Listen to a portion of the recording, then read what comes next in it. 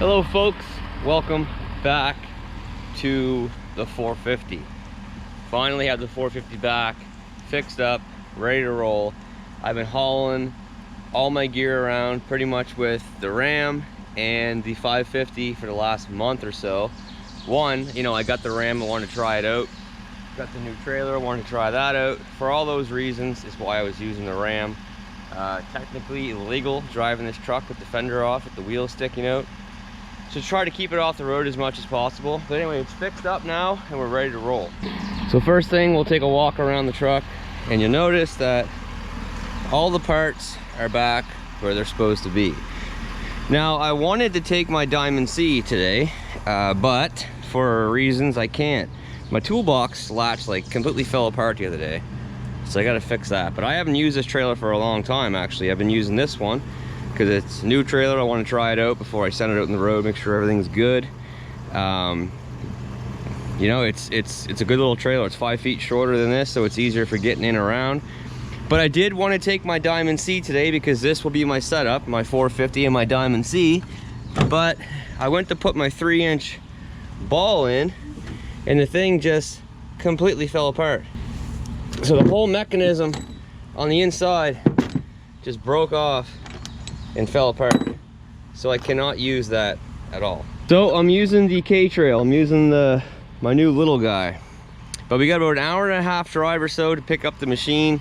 We did a rock wall on a job that we already started in there, picking up my biggest machine, picking up my 95. So just get an idea of how this thing feels compared to the Ram as far as engine and transmission goes. You can't compare the rest of the trucks. This is a much more expensive truck than my single cab 2017 SLT Ram. All I really want to think about is transmission, engine brake, shifting, power, all that sort of stuff, one versus the other. Comfort wise, this completely blows it away. There's no doubt about it. Ride quality, this blows it away, no doubt about it. But you know, a higher level Ram, especially a new one like a 2022 or 2023, how would it compare to this? That's what I'd like to know. So we'll have to see. But anyway, jump in this thing, go pick up the big boy. All right, we are all loaded up, ready to head on out of here. Now I loaded it the same way that I've always loaded it on my Diamond C, with my boom going forward, machine right over top of the axles. Basically that's where it feels good on my Diamond C. Same sort of suspension, both have Hutch suspension, so this might be where it likes it, or it might like it better with the boom going back.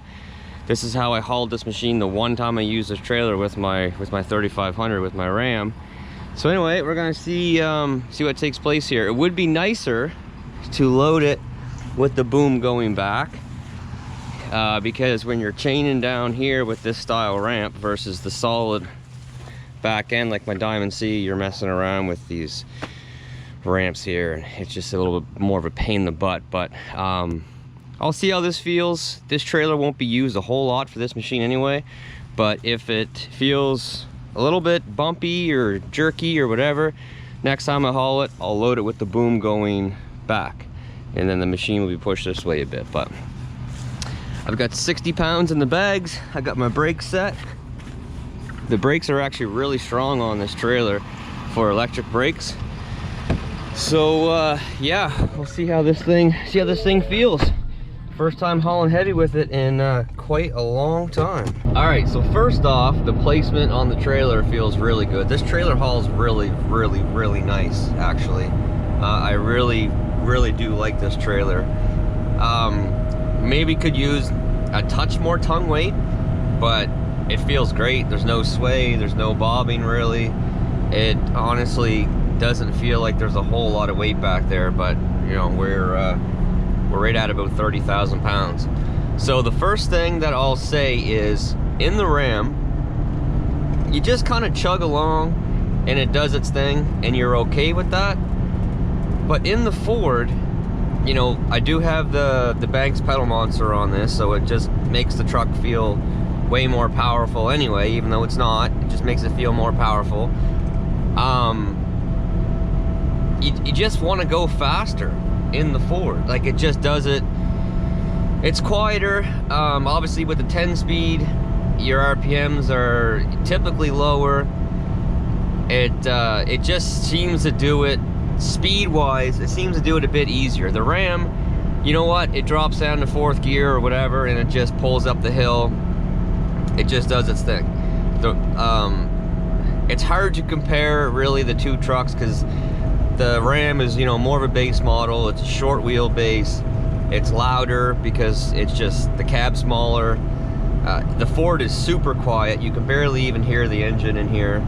I can hear my tires a little bit because of the 265s, and they're a pretty aggressive tire. But yeah, the Ford just seems to do it a bit easier. Now, the engine brake, you know what? It works in the Ford. There's no, you know, there's no denying that it does something, but it just does not even stack up even close to the Cummins. Now, one thing that with that Cummins, with the 3500 that I have, and I know it's not the case with all of them, but that thing, when it's in cruise control, whether it's in automatic engine brake or full-time engine brake, it will not downshift in cruise control on the highway. So going down hills, it won't downshift to hold itself back. The Ford obviously will do that. It doesn't really speed up at all going downhill. It just keeps dropping gears, and it just holds itself back.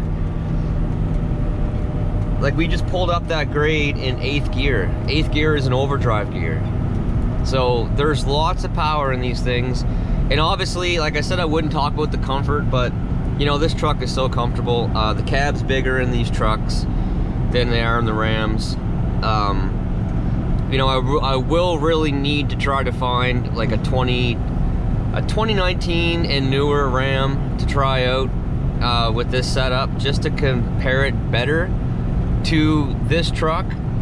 But I mean, this truck just, honestly, it's a joy to haul with, especially highway driving, because you're not using your engine brake a whole heck of a lot. It's super powerful, it's quiet, it's comfortable. In around town and stuff, or you know, on sort of back roads and whatnot, the Cummins is really nice. The engine brake is honestly that much better, that it makes it that much nicer to drive. But we're going down the steepest hill that we will this whole trip, and I have my cruise set to 110 kilometers an hour. So let's just see if it speeds up at all. It just drops straight down to 8th, down to 7th,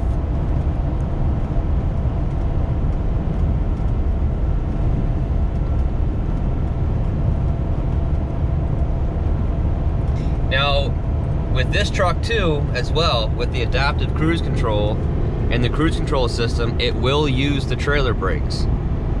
So it will use the trailer brakes. So it's hard to tell how much braking it's actually using, but I don't think it's using a whole heck of a lot.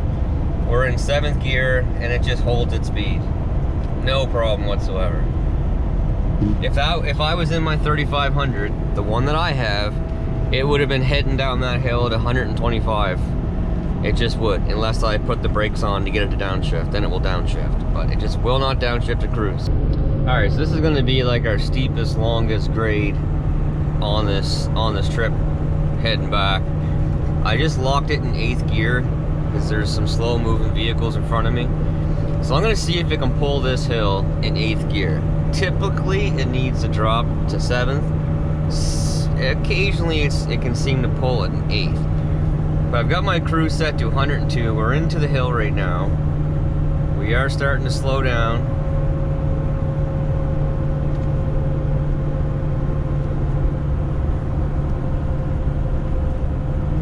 Yep, down to 7th, which is our 1-to-1 gear.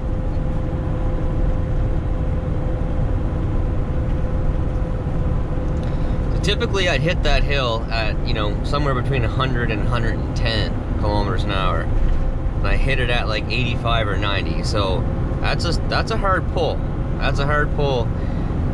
You're trying to accelerate already from the bottom. The fans just kicked on.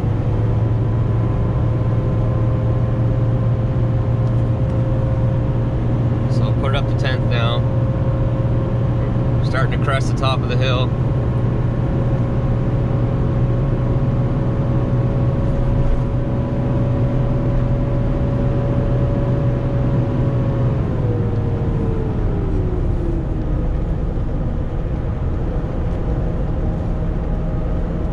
Eighth gear, ninth gear. Now it needs to slow down, we're going downhill. But yeah, the power is not an issue in these things. That is for sure. All right, well, we are getting close to the destination. It's 10 to 12, so you know we've been driving for a little while now. And man, I gotta tell you that I love being back in this truck. There's no doubt about it. It feels nice, so comfortable. But I really need to try a new Ram and something like a higher end bighorn level and up, just to see how it feels. It would have to have onboard air or airbags, because then there's no sense trying to compare. This without airbags would not feel near as good, that's for sure. But you know, I've beaten up the engine brake and there it kicked in. It does do something, it just doesn't do what the Ram does. That's the easiest way that I can say it. For the Ford guys that, you know, they give me a hard time in the comments saying, I don't know why you complain about the engine brake, because I find mine works great. But like there, it just kicked in. I can feel it. Like I can feel it, but here we are, we're speeding up going around this turn. The Ram would just hold it back. It just would. So if you said, if I had the two trucks parked side by side, my Ram 3500 and this truck, and you said pick one to jump in and drive for an hour and a half to deliver a piece of equipment, I'd say give me the 450, hands down. Now if you said pick a truck to go down the road and get in a really tight spot,